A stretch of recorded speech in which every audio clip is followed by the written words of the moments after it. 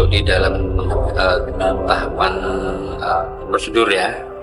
Nanti tetap secara pendalamannya dilakukan masing-masing pansus, yang setelah ini kita akan melakukan pembentukan pansus tersebut gitu.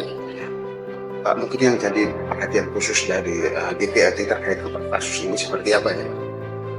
Ya, 4 pansus ini kan bagian dari Properda, ya, program pembentukan peraturan daerah, sehingga kita berharap memang di dalam pembahasannya teman-teman nanti di pansus akan mendalami, terutama beberapa hal yang krusial ya, yang menyangkut hajat hidup seperti masalah narkotika tadi ya kan, apalagi nanti implementasinya juga pasti akan berimplikasi terhadap banyak hal, baik anggaran, kemudian secara akses hukumnya, seperti itu, termasuk juga tentang ruang terbuka hijau ya. Kita juga berarti di situ ada payung hukum yang bisa menjadi landasan buat pemerintah, buat kita ya, agar bagaimana Kota Malang memenuhi kewajibannya memenuhi ruang terbuka hijau tersebut, sama beberapa hal yang lain gitu.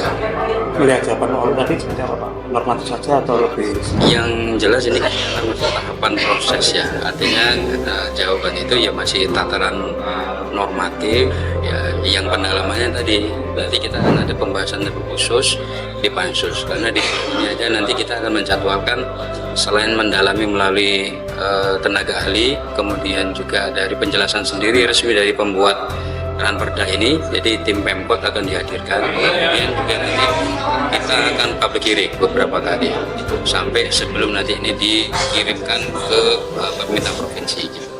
Pak, dengan adanya Ranperda yang RTH itu, apakah memungkinkan Pak kalau misalnya meminta developer perumahan baru itu untuk menambah langsung berupa RTH gitu? Yang jelas ruang terbuka hijau ini ada beberapa kaitannya juga dengan RDRW ya, RDRW.